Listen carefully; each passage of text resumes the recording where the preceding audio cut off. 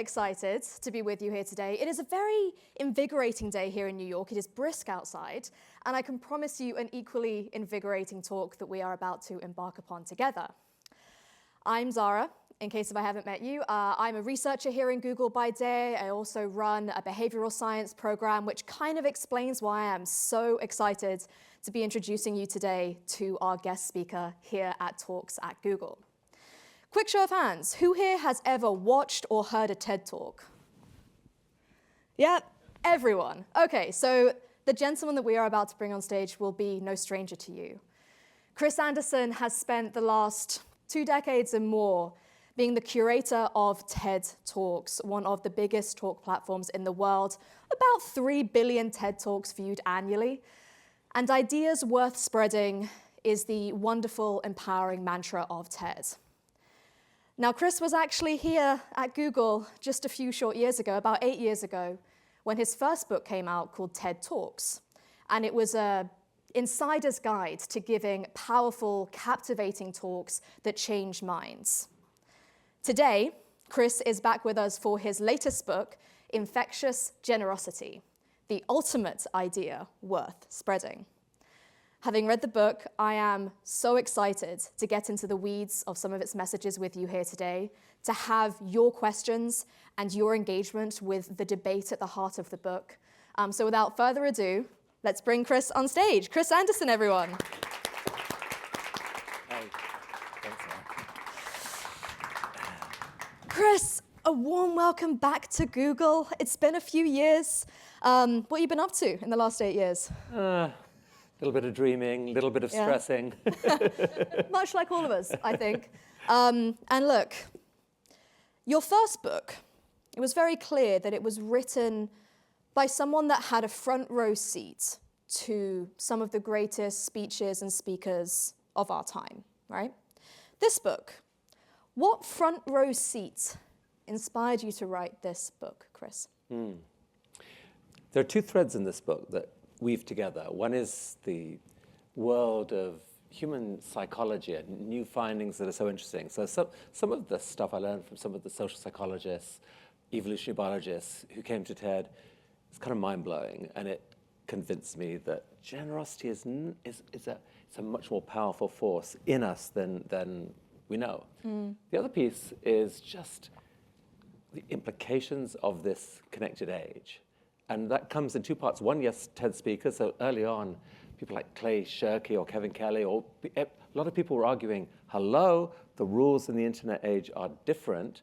But it was our experience of that and how it completely changed TED's own strategy that really hit home. So it was connecting these 2 things together and then seeing and feeling this sort of sense of dismay, I was going to say panic, at how badly things were actually working out on the internet, I'm afraid to say. Like, is there a pathway back? So these were the motivators that came. Yes, well, I can certainly imagine how being in the audience of those talks, all of these connections from like the way people's minds work, the way the internet is growing, how they all sort of threaded together into this philosophy about infectious generosity. It's an interesting metaphor, infection. Tell me why this metaphor for this call to action, really, for the book. What does infection represent? It represents the potential for absolutely massive liftoff. Right. So thinking about, the little coronavirus that was just a tiny little invisible thing, but nonetheless changed the world, shut down the world economy. If that thing can do that, what else can go viral? And obviously in the internet, going viral is the dream of so many things. And what's amazing about it is that, and I don't think it's even fully appreciated, is that when something goes viral, just that final 20% of effort to get it up to that tipping point where the R0 number becomes greater than 1 and it starts to spread. That 20% effort can lead to a 1,000-fold difference in impact. So to me, it changes the metaphor that we normally think of. A lot of us want a better world, we want to play our part in it, and we think, oh, if I work just a bit harder, it'll make just a bit more difference. there are circumstances where if you work a little bit harder, it can make a dramatic difference. And so the book is an attempt to identify what are those ways of reaching those tipping points. To create change. To create change, yeah, to have good things go viral. And what do you think the change is that you are hoping will become infectious? When you say generosity, Chris, what do you mean? So generosity comes in so many different ways, and the book is trying to cover a lot of different ways. So there's obviously financial generosity, Sure. But a lot of the most powerful forms of generosity are non-financial. It's everything from just a simple act of paying attention to someone, letting them feel seen, and then a simple act of human kindness. In the age that we're in, someone might pick that up on video, and it suddenly is seen by 1 million people, many of whom cry and want to change how they do things a bit. Yeah. So that's amazing that can happen. But it's every form of generosity in its own way can find a way of going viral. In the book, I try to describe in each case, one, what are the ways in which different forms of generosity can go viral, and two, what are the catalysts that allow that to happen? Yeah, I mean, you have a lot of incredible, heartwarming stories in this book, Chris, about cases where generous acts have become truly infectious. Tell me about one story that you think, from the book, encapsulates some of the points you were making about, like, certainly how technology and the internet can help these maybe small moments of generosity become these huge forces that have tremendous impact around the world. I mean, there's a lot. There are so many. I mean, I think of Joshua Coombs, who's a hairdresser who was down the street and noticed someone who looked in need, offered to give them a haircut right there on the street. And that simple act made a huge difference to this person, made a huge difference to Joshua, and it led to him doing it again and again, and using the internet. I think it was probably mainly Instagram, wrong company, but you know, it spread this movement, do something for nothing. So a hashtag, do something for nothing, is seen by millions of people and makes a huge difference. I mean, Mr. Beast, we should talk about at some point. I mean, it's a surprise to some people, my generation, that one of the biggest, perhaps the biggest influencer on YouTube is not a peddler of doom and gloom. He's a peddler of amazingness and awesomeness in all kinds of different, kind of crazy ways. He's figured out how to make good things go viral. And those good things include a lot of acts of generosity. And sure, there's debate about, some of them and whether his motivation, whatever. Net, he is inspiring millions of people to think that kindness can be cool. That's great. Yeah. I mean, he's on the cover of Time this week, I think, doing a huge cover story on Mr. Beast and like the amazing generosity-based business model that he's come up with. And you made the point there, Chris. It's the net point, right? It's really easy for us to be naysayers about acts of kindness or acts of generosity and pick holes in the motivation of why people do good things for others. And maybe it's kind of self-serving. What's your reaction and your response, Chris? You make several of them in the book, to these naysaying reactions to generosity. Yeah, it's terribly dangerous, and there are ripple effects from it. If our lens on the world is perfection, we'll see nothing good, and we'll actually do nothing good because we talk ourselves down by doing that. So I just think one of the single biggest shifts or acts of generosity that actually everyone can do is make that mental shift of assuming good intentions, or at least start there, looking for good intentions. Instead of looking for the bad in what people do, look for the good. Your opinion of the world we're in shifts dramatically, because instead of seeing Mr. Beast as this sort of purveyor of views and look at what he's willing to do just to notch up a few more views, you flip it the other way and say, how amazing is it that someone's prepared to put all this time and effort to delight so many millions of people? And sure, you could have a conversation about things that could be done better, and maybe there's forms of charity that are more powerful than just giving out, free cataract surgery to people chosen at random. Sure, but look at the amazingness of what is happening. And there's a whole chapter titled Imperfect Generosity. I think we have to embrace imperfect generosity and actually celebrate the fact that in this connected age, there are so many reasons to be kind, other than just the kind act. Actually, kindness, unlike ever before in history, can spread to millions of people. As things are, a lot of nastiness is spreading to millions of people. It's actually an existential fight that we win this battle, and we will only do it if we're willing to embrace and celebrate all forms and motivations for being generous. That is what is going to change the equation. So instead of shutting down the people who are doing something good, but they also, sure, they get some reputation from it, they may get benefits from the millions of people who've reached them in some way, they may be hoping for those benefits. Doesn't matter. What they did was a contribution to all of us. Celebrate that, and we have a chance at winning this battle. Do you know, it's funny. I think a lot of people, when they hear the title, Infectious Generosity, might be expecting some kind of like warm, fuzzy, sunshine and rainbows book about being nice to each other. You weren't expecting like existential level discussion, right? That certainly pleasantly surprised me when I was reading the book, how rigorous you are, like philosophically, psychologically, going into like the parts of our minds that are hardwired for generosity and that make it hard for us to execute at times. It strikes me as a very rigorous case that you make, Chris. And I want to probe a little more some of that, because I'm biased. I'm a behavioral scientist. So my ears perked up when you were talking about lizard brain and in-group bias and negativity bias and all of these things that both make us hardwired for generosity and struggle to access that hard wiring. Pick one of your favorite psychological behavioral science tidbits from the book, Chris, and tell us a little bit about its role in generosity. I mean, certainly the book is anchored in the fact that generosity is part of who we are. We evolved deep generous instincts, and we also evolved a strong desire to respond to generosity. And it's those two things that are really the engine that allow infectious generosity to work and for ripples to spread. And in the connected age, those instincts offer so much potential. But I would say that the biggest thing that I just think is important and that I wish was more widely out there in everyone's head almost is this stopping thinking of ourselves as these unitary beings with a single choice. We are people, go with what people choose, and all will be okay. I've got many people inside me. I think you do inside you. I don't like my worst self very much.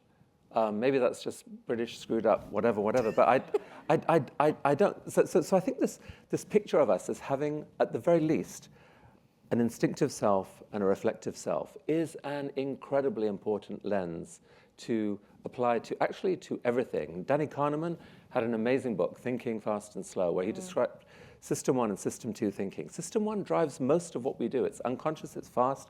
A lot of it is very good. A lot of our pleasures or whatever come from System 1 thinking. But it leads us into trouble the whole time. And it is, I use shorthand for it, our lizard brain. It's not literally lizard brain, but our limbic systems are a big part of it. We need to, in so many areas of life, apply our reflective thinking. So my best guess as to what has gone wrong on the internet, especially social media, is that the design of this did not take these two systems into account. It was like, let's optimize for user choice. We want to gain people's attention, so let's go with what people click on and amplify and watch where their eyeballs move. What could go wrong with that possibly? And that's catering to the lizard brain, right? That is what could go wrong with it, is that those eyeballs and those clicks and those likes are driven by our lizard brains. And if you have algorithms that only amplify that, what you are doing is you are turning us into lizards. And I kind of think that's a bit of what's happened, and I think it's an absolute tragedy. And I think the core to fixing it is to have a different mental model of who humans are, a more true, a more real, a more realistic. We are so weird. We are so weird. You know this. You study BS your whole life. I do. I love me some BS. Yeah. But behavioral science, I mean, it's incredible what it has revealed about us. And I think part of the way to unpick it is just to name it, to know it. To say, no, we do have these different sides to us. We do have cognitive biases of all kinds. Yeah, we have our lizards inside us. They are not all of who we are, though. But to question like what parts of our world are catering to the lizards inside us and whether we should be so biased in attending to that version of us and their needs is a really important question. We're going to come back to this later because I want to take advantage of the fact that we're at Google, one of the biggest technology companies in the world, and there are people in this room who are sitting in the rooms where decisions are made about how we design the internet. So we're going to come back to this, and we're certainly going to have audience Q&A in about half an hour. So please do start whirring the cogs, whether in your lizard brain or your reflective brain, for questions for Chris. But first, Chris, I'm gonna ask you about another bias that I think everyone in this room is all too familiar with. You call our bias for negativity. I think you quote, I forget the psychologist's name, but the idea that like bad news is like Velcro and good news is like Teflon. Good things that happen just slip off us, don't get latched in our memory. The bad stuff stays, right? And you describe this as a deeply annoying fact about us. I think we've all felt that. I feel that when I can feel myself holding on to like a bad bit of feedback I got or something sad I saw in the news, and I realize that I am unable to just cling on to the good. It is deeply annoying. Chris, what do you do in your life to try and combat negativity bias? I think the first thing is just to name it, to know that it's there, to know that this is part of who we are, and that it's dangerous to be owned by it. Because what I think in our actual news culture, it is further amplified by another really unfortunate fact about the universe, which is that good happens slowly, bad happens quickly. Explain what you mean by that, because I was fascinated by this. I hadn't encountered this idea when I read the book. Bad happens fast, good happens slowly. Ultimately, it's a consequence of the second law of thermodynamics. I mean, the universe is chaotic and tends to more chaos.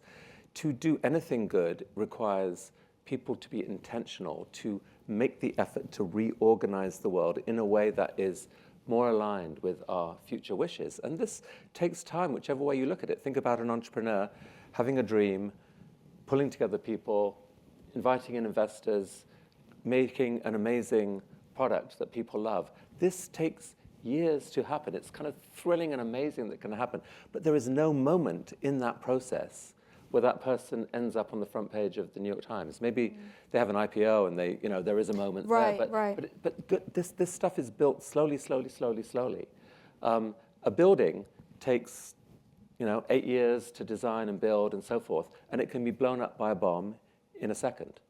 So if the job of news media is, as many assume that it is, to answer the question, what is the most dramatic thing that has happened in the last 3 hours? The universe and our cognitive biases are forcing the specific decisions on this, which explain why so much of what we read is dark.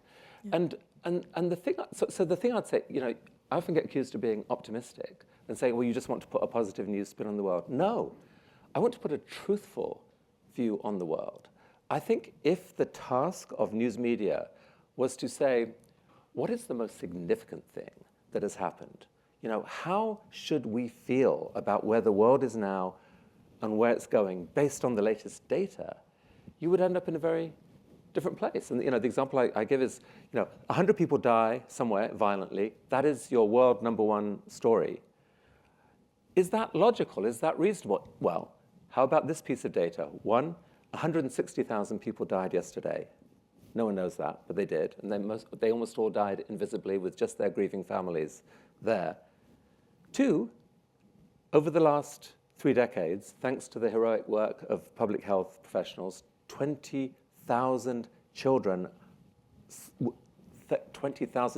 lives were saved yesterday compared with 30 years ago. 20,000. And so someone who's actually looking at the data and thinking about the world overall, my news of yesterday should be something horrible happened, 100 people died. Something amazing happened, 20,000 kids are alive who wouldn't have been. If we could see the pictures of those kids and of their joyful parents and siblings and the potential that they represent for our future, we would just feel very differently about the day. Yeah, absolutely. And this is a good segue. You talk about AI a lot in the book, Chris, as a way to help, as a tool that we can leverage to better help good news take off and everything. And I thought it would be fun to do a little live AIing. We have this thing called Gemini in Google, Google's AI. I asked Gemini to write me 20 questions for an interview with Chris Anderson about his new book, Infectious Generosity. So I'm going to ask you some questions from AI, Chris. And it's going to become clear the tie-in here, because one of them is about what you're talking about, which is news media and journalism. So Gemini would like to ask you, Chris, you initially worked as a journalist. How does that background shape your approach, both to leading TED and writing this book? Well, for a year I was creating a world news service from, long story, but in a remote island in the Indian Ocean, broadcasting to India and East Africa. And so seeing every day what are the top stories that the Associated Press and other agencies, they mark them bulletin if it's the world's biggest story.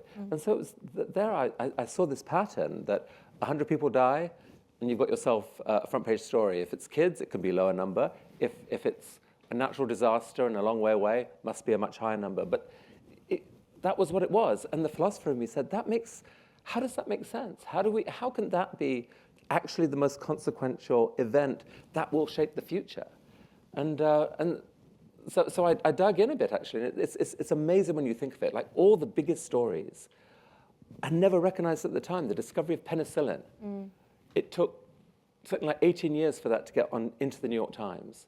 When it did, it was page 57, tiny little story. Admittedly, it was during the Second World War. They had other things to think about. And yet, it was penicillin that helped the Allies win the Second World War. And it saved 100 million lives compared with 50 million who died. We miss the big picture again and again and again. And so I just feel like I love journalists. I think news editors are brilliant people at intuiting people's insights. But I think there's a more important question now to ask is, are we in danger of sharing the stories are we talking ourselves down?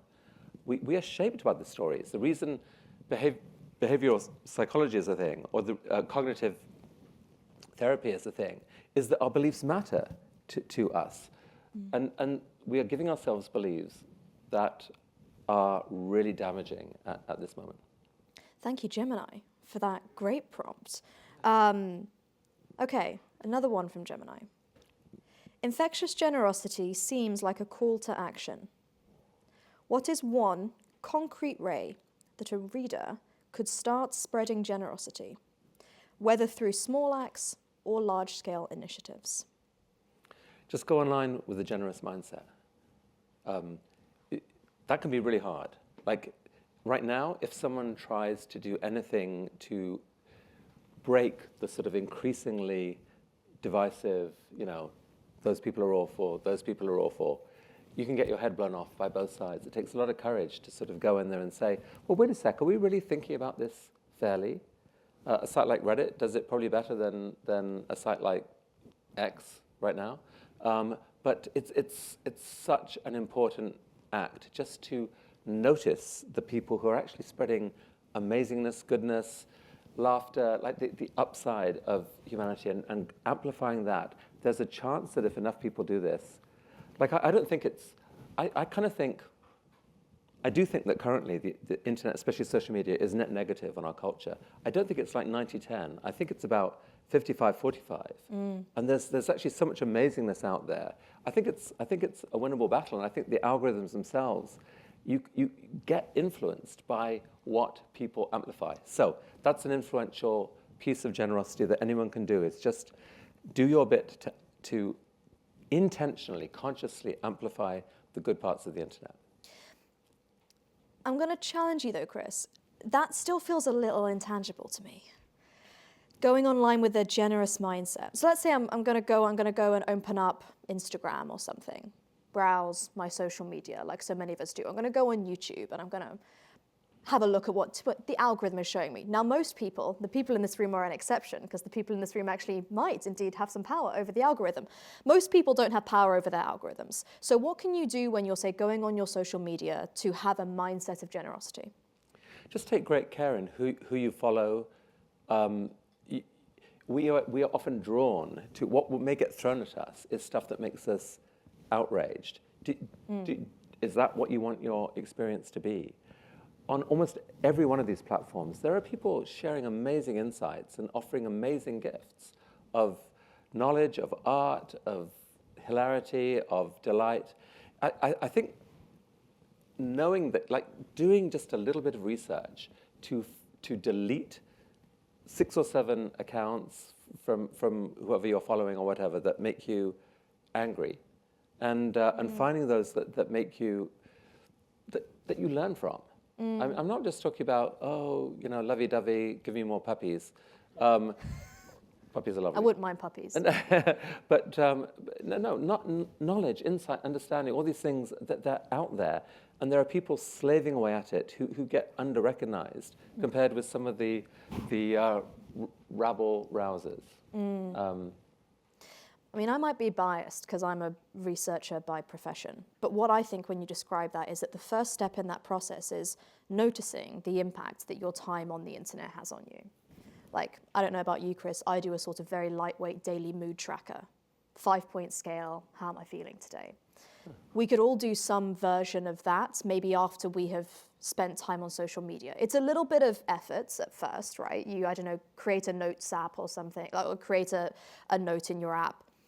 Each time you're going on social media, maybe just like give yourself a little record, a little data point. How did I feel after I left that half-hour feed scroll through Instagram or YouTube? And like notice how our time makes us feel. And like, so you may quickly start to notice like, oh, I actually felt kind of anxious when I felt very like adrenaline filled, or I had a load of dopamine, but actually I had that because I had consumed stuff that made me on edge. It sounds like the first step is like noticing the impact that our time on the internet has on how we feel, and then identifying, okay, seems like I come away feeling anxious, or maybe I feel bad about myself. I come away feeling downtrodden, and then realizing, okay, now I can figure out like what the parts of my online experience are that I can maybe weed and prune a little. Exactly. That's what I'll be doing after this. Amazing. So we're kind of nearing the last 15-ish minutes before we go to audience Q&A. So I'm going to bring the conversation like really into the room at this point. There's a part in the book, and I'm going to quote it because it was a compelling proposition that you made. You said, once this book is published, I plan to mail a copy to the editors of 100 of the most influential news organizations and urge them to read this chapter. And then you go on to give a bulleted list about specific tangible things that people working in journalism can do to help give better stories their rightful place and help generosity and the goodness of human nature shine through more. First question, have you sent the books yet, Chris? I have not. I've okay, asked, well, this is your reminder. I've asked our PR company to identify the 100 to send. Great. Well, I might propose to you, Chris, that in addition to sending a copy to 100 of the most influential news organizations, given how much you talk about the role of technology in this book, you could also send 100 copies to the leaders of the most influential tech organizations. And without being too presumptuous or too arrogant, it might be fair to say that Google would be on that list. And you might not have the books to send to Sundar and our other leaders right now, but you have a good few dozen Googlers in the audience right here. People have a copy of their book in their chairs. For anyone working in a big technology company, for instance, one like Google, what are the parts of the book that you would encourage them to pay particular attention to? And, how would you compel them to engage with the ideas in this book? Well, there is a chapter in the book about reclaiming the internet, as it were, to reclaim the internet we dreamed of. I'm a techno-optimist. I believe the internet is probably humanity's greatest invention. It's a possible exception of AI to be seen. But it's extraordinary, and I saw it as the thing that could bring the world together. And the last 10 years have been sickening to see that process is actually so hard. So this is the discussion. If I was to write to you, the first thing I'll say is thank you. This company, its whole mission is around the biggest single gift that there is in a connected age, which is the gift of knowledge. It's what you do. Knowledge, a tiny reshuffling. This is where, like Ted, we share ideas, share knowledge. We are fellow travelers here. A tiny little reshuffling of patterns of neurons in a brain can transform someone's life.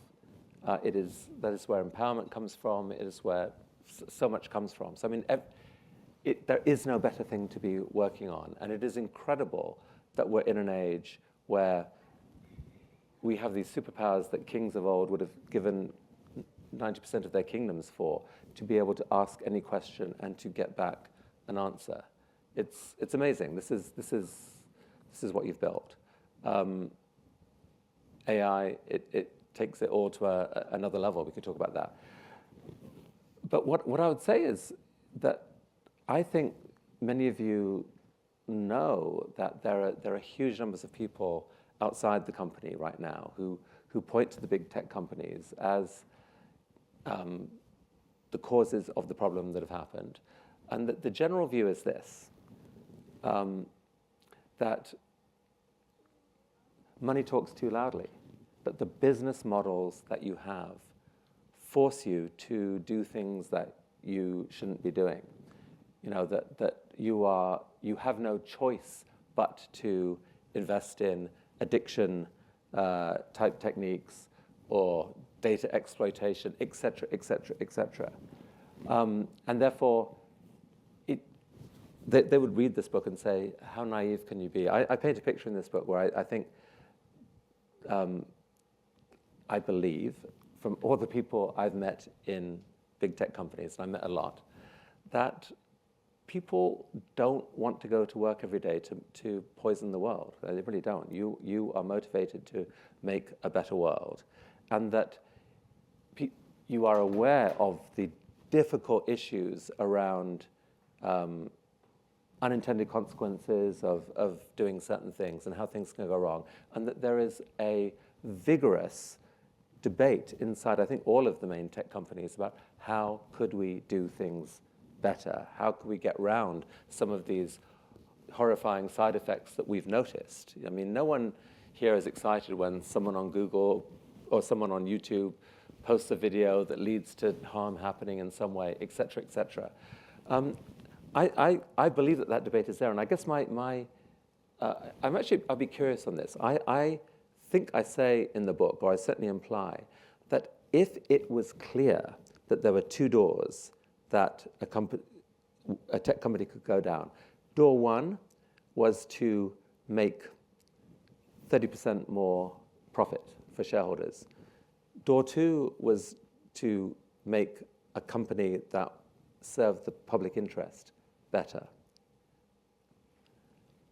Well, what do you think? If that choice was clear, my own belief is that, buoyed by the insistence of employees in the company and by many well-meaning people in the leadership area, that the right choice would be made. And I think it has to be made. I think it's absolutely crucial to be made. So I'd almost see this as the focus of the debate is get clarity. What does it look like to, do you buy this idea that one of your core jobs is to allow the people who you serve to empower their reflective selves, not just to tap into their instinctive selves? Our enemies who talk together when they're in reflective mode can find common ground. are you willing to sign up for that as a number one shaping agenda, a number one framing for all the different decisions that are made around user design and so forth? It's possible that by doubling down on we're going to empower people's reflective selves, that you have a short-term drop in user minutes or something online and a short-term drop in advertising. I'm convinced that the longer-term thing that happens is that people rediscover their joy of technology. You know, they have less regret. They have more of the deeper additions to their lives that make them go, I'm so glad I'm doing this. And that long term, that creates greater, deeper strength. And so I guess that would be what I would say is will you commit to fighting hard for our reflective selves? Because it's those selves that on all of our deathbeds will go, you know, are we happy with the lives we led? Are we proud of what we built? And I think this company, this group of people, that there's so much good intent. I'm absolutely convinced by that. And I think what the outsiders miss is how freaking hard it is to actually figure this out. People are so weird. And it's really, really hard to redesign stuff, to pull out the best in people, precisely because we are so weird. But very weird, yes. Yeah. Very messy. But what struck me in what you just said is how the long-term success of anything that anyone is trying to build or grow, be it a company or otherwise, is trust. And Google has trust at the very core of its what we call OKRs, our targets, basically. It's something we pay huge attention to. I work in this area myself by day. And I think the point you make, Chris, that users believing that we have their best interests at heart and that we are trying to deliver something for their good is a core part of trust, right? And so as you say, I don't think any leader of any company would challenge you that having the trust of your users is critical for the long-term survival and prosperity of any company, right? But we're also encourage those in the room, if you have questions, to start crystallizing them in your minds, because we're about 5 minutes away from Q&A. When we talked before today, Chris, you mentioned that folks like those in the room here are some of the key audiences that you wrote this book for. You wanted them to feel a call to action. Now, I can say, as not just the person on the stage, but as in some ways the person in the audience, as a member of Google myself, I loved how this book made me recognize my own power in this equation, right? I'm certainly not Sundar, but I sit in the rooms where certain product decisions are made, and I have the ability to advocate for, as you say, the two doors, to try and identify the two doors, to make the case for the right door. If you were to speak to those in the room after recognizing their contributions and thanking them, how would you encourage them to feel empowered and motivated by, what you talk about in the book? I certainly felt that. I think part of it is just recognizing that we're at this absolutely crucial moment in time. It's not just the internet and social media looking back, it's AI going forward.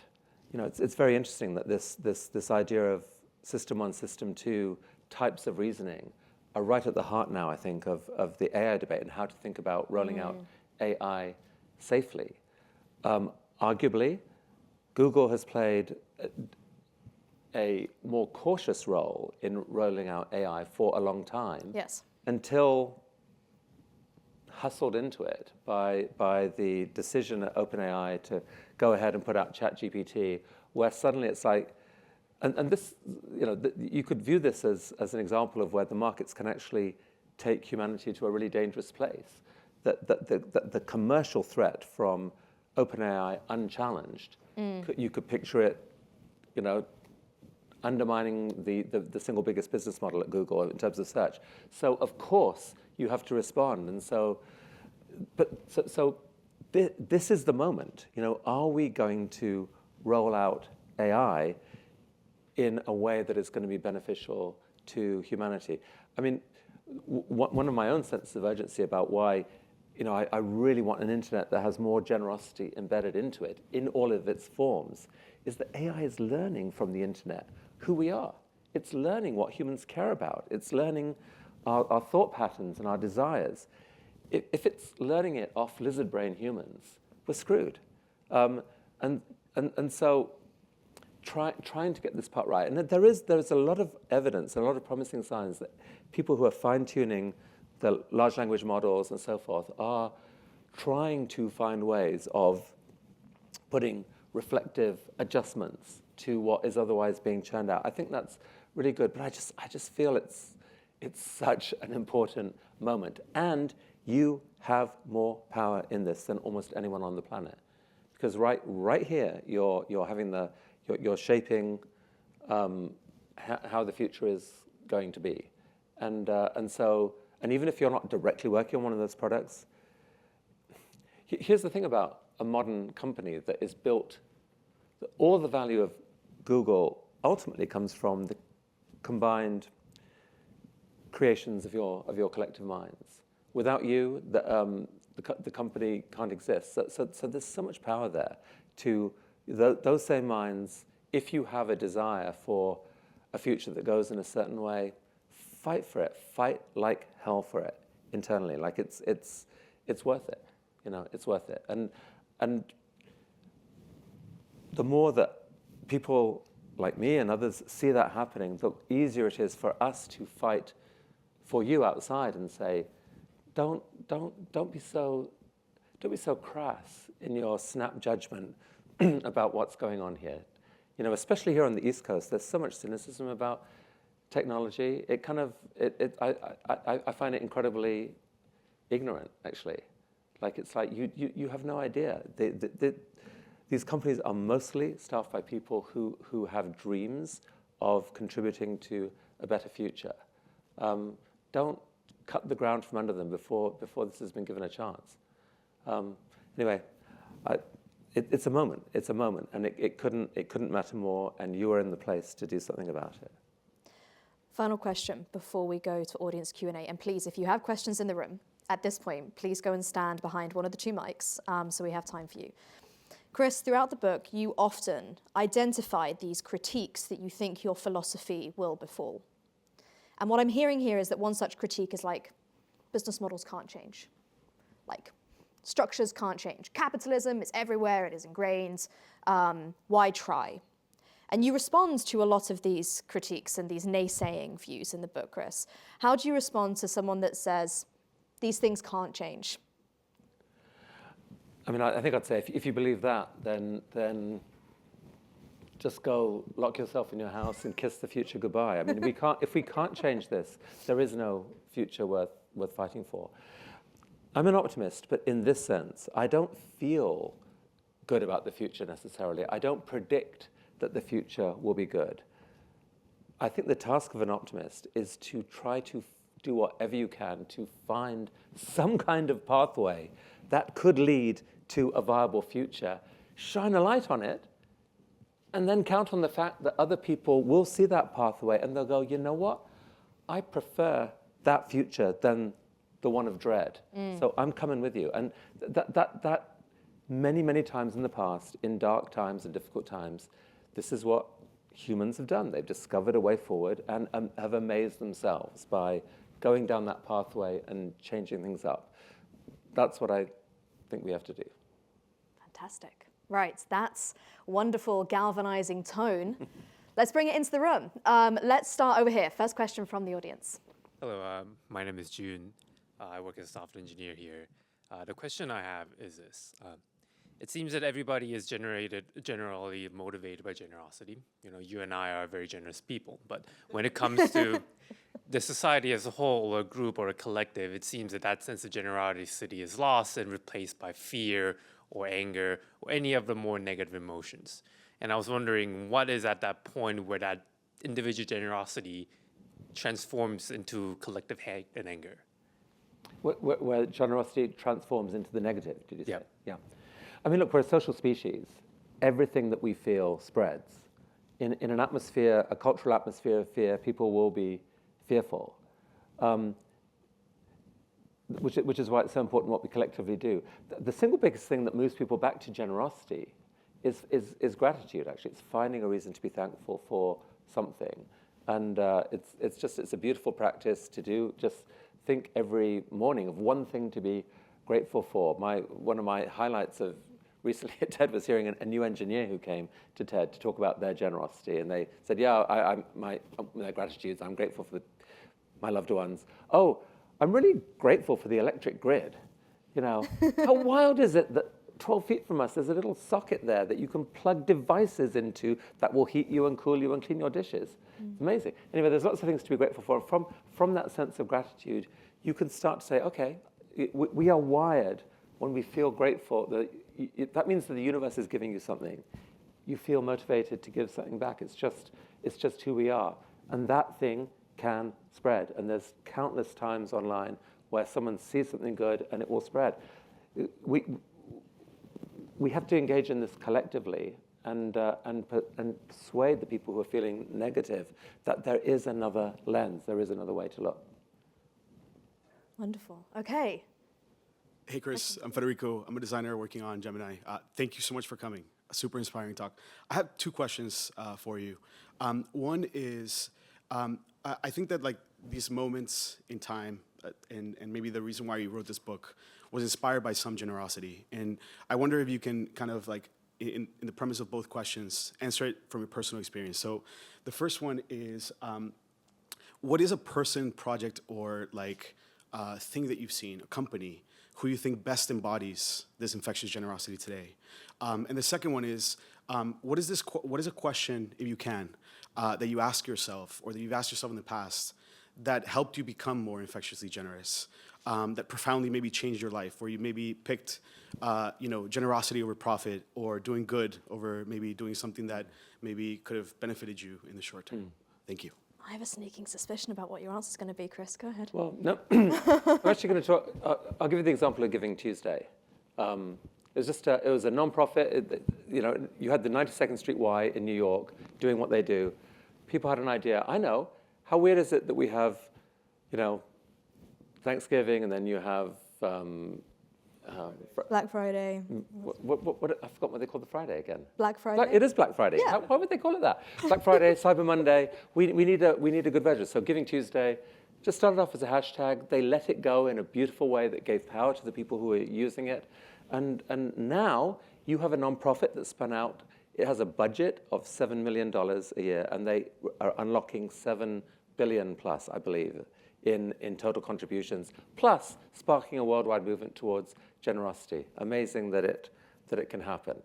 Our whole experience at TED, by the way, helped convince me as well that just the more we gave stuff away, the better things worked. TED has been run on an idea of radical generosity.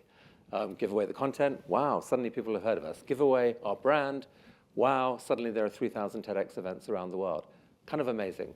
And in terms of the personal motivation, look, my parents were missionaries. I was kind of always in awe of them, not necessarily for what they believed, but for how they were willing to give up their lives, comfortable lives, for a very uncomfortable life, but doing something that they felt was bigger than them. And I felt most of my life guilty about that I didn't feel I was doing enough to follow them. And it was such a joy to find my way of being generous at TED and trying to share ideas.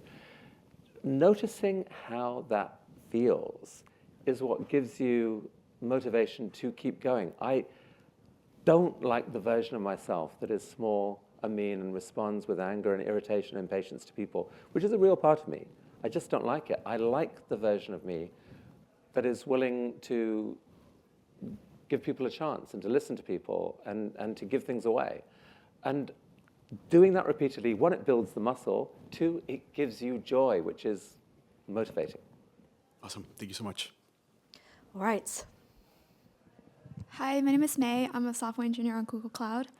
First off, grateful for both of you, for you facilitating this amazing interview and for you being here and spreading your idea. And two, I'm going to continue the trend of increasing the questions. So I actually have a 3-part question.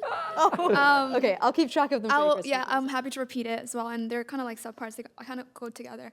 So I agree with your idea of, seeing the best in people, treating situation with generosity. But when you have been dealing with someone or a situation where it's been proven over and over again where they overstep the boundaries or they are just like not respecting you or whatever, first of all, how do you determine whether your boundaries are valid or if you could be more generous? And two, once you've determined that, how do you set those boundaries? And three, when is the time, how do you know when to like pack it up and go? Well, first of all, there is a time to pack it up and go. There's no rule that says you have to be generous in all circumstances. Humans evolve generosity, but alongside it, a sense of fairness and anger at people who cheat and are freeloaders. So be generous and be amazed at what happens. But if someone's exploiting that generosity, switch it off. Work with other people, spend time with other people. How you decide that in individual cases, I don't know. Have good friends, talk to them, share with them. It's hard to give general advice on that, but I think it is important. It is important to say that not everyone responds. There are sometimes inappropriate responses. It's just amazing to me how rare those go. If you take a risk and give someone a chance, and you act big rather than small, usually it can be absolutely delightful what comes out of it. If I may, one question that you encourage people to ask of themselves, Chris, in the book, I think can work well in these situations. Am I a net taker or a net giver? And to your point about identifying the people, like if the boundary that boundary of generosity is being exploited or taken advantage of, ask that question of them, like, is this person in my life systematically a net taker or a net giver? So I feel like that could be a nice way to identify it. I think that's great. I like that. That was a better answer. Yeah, they're both great. Thank you so much. Thank you, May. So I have 7 parts to my question. Chris, thank you so much for joining us. This question's a little more about your work over on the TED side of things. So we know that the information that we present, the quality of it often matters a lot, but so does the way that it's presented. Different mediums, different styles help us reach different audiences, right?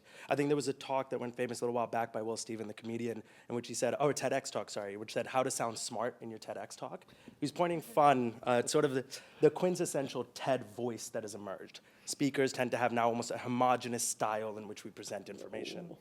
What are your thoughts on that? I mean, there's an argument that as we become homogenous in how we present it, the quality of the information comes out. You can't wow the audience by doing cool tricks, but you can wow them by making sure what you're talking about is impactful. In your case, how do you feel about the homogeny of how we present it? Oh, I hate homogeneity. It's a catastrophe. And talk about unintended consequences. An unintended consequence of putting a lot of TED Talks out there is that people look at them and then try and copy the thing. Right. So the advice we give people is please don't do that. Like your job is to you really only have 2 jobs. One is to have something useful to say. It's what you need to have a gift to share with the audience, an idea that's going to help them, and you need to share it in your own authentic style. And so we fight that there is no formula. If we see something that looks like a formula, we get very upset. Yeah. And actually, it's more related to the book than you might think, because a key point you make in the book is that we need to find a way to make the good interesting. Yeah. Right. So this whole point is about like, how do we tell stories? How do we communicate messages in a way that is captivating and memorable and engaging? That really is something that is important in the book as well. Yeah. This is a shared mission that you have with, like, if you're working on anything that is trying to figure out how to respond to queries and so say or amplify, say, videos on YouTube. The problem is that the bad stuff tends to be more instantly engaging. So many of us are involved in this battle. How do you make the good non-boring? And I think it applies to news media as well. Like the easy winning play with news media is focus on all the bad news, etc. I think it's a solvable problem. That's the thing. It's just really important, and it's the way it will get solved is by a massive investment in creativity and courage. being brave, being audacious in the choices we make. We can, what is choking and boring is sort of earnest goodness. Please be nice, now be nice. What we want are people who are willing to be dazzling in some way, even if they get it horribly wrong. But at least, we've got to try to be creative. And there are lots of wonderful stories in the book of people who've been creative and then magic has happened, or they've been super brave and magic has happened. That's what the future is calling us to do, to be really creative and really brave. I mean, you made an example earlier, Mr. Beast clearly has found a formula for making generosity and kindness hugely entertaining. And he would say, I think, even that it's probably not a formula, or it can only be a formula for a week. Right. The next one has to be different. Yeah. But he's studied it, and he knows that at the very least you have to evoke human emotion, the right kinds of emotions, for things to go viral. We should bring him on next time, guys. We'll do one with a follow-up. Thank you so much, Chirag. Yeah. Next question. Hi, Chris. I'm Kristen. I work in the sales organization here. I was struck by your example of 2 doors for a company, thinking about the 30% more profits or acting more generously. And I think that's probably very difficult because there might be always one company that goes for the 30%, and then we go to the lowest common denominator. Have you thought about the power that consumers have? So many of our products are designed around consumer engagement, and if consumers were to all act as one and move away from certain platforms in different ways, what influence might that have, and have you seen that be effective in any ways yet? I think everyone has a part to play in this. Wise consumers do look at the impacts of a platform or of an experience on them or on their family, and you see people deliberately trying to switch away from some things and maybe dialing up others. I just think that the people who have most power are the actual employees at a company. And part of the thing there is to tell the story about why certain acts make sense. Most of the big tech companies are in a position where they can go for the long-term play. They don't. This quarter, you can take a bad quarter or 2 or 3. What matters is who wins in the long term.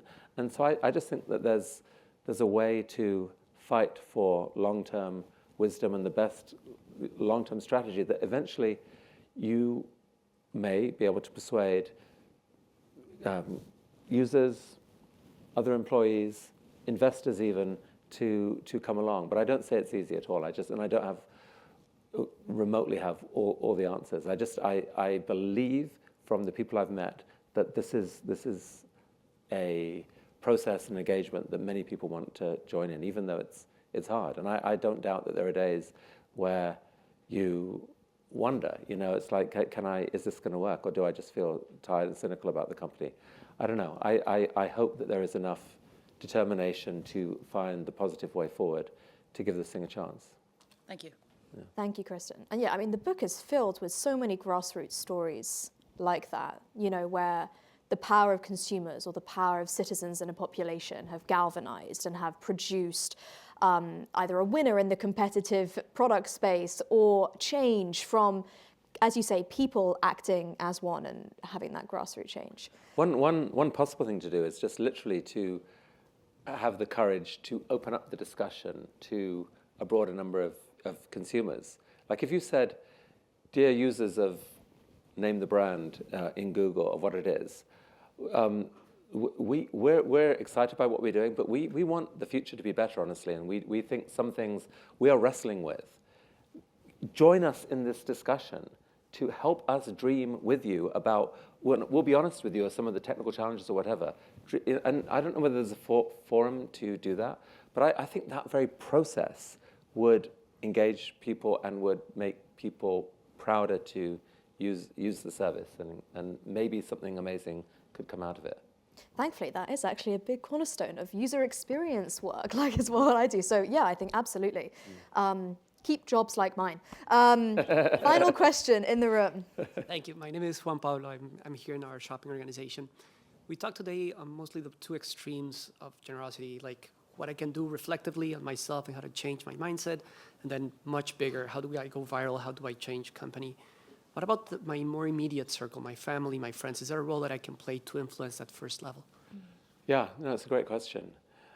I think a great thing that anyone could do is just have a dinner. You know, hospitality, first of all, is in every culture. It's a beautiful form of human generosity that's powerful.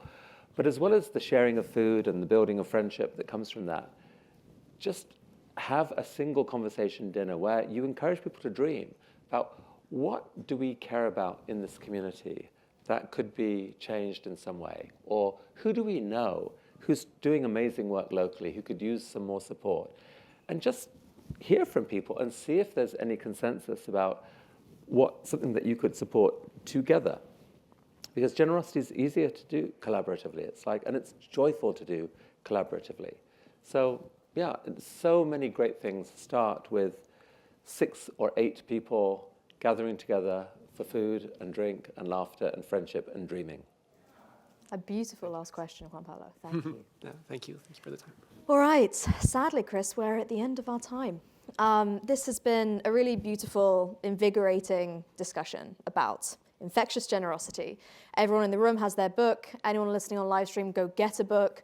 I found this a terrific manifesto for how we can help ensure that the internet does indeed become a place for good, a force for good. And Google is honored to have had you come and share that manifesto with us, Chris. Thank you so much. Thank you, Zara. Thank you, thank you. Thank you.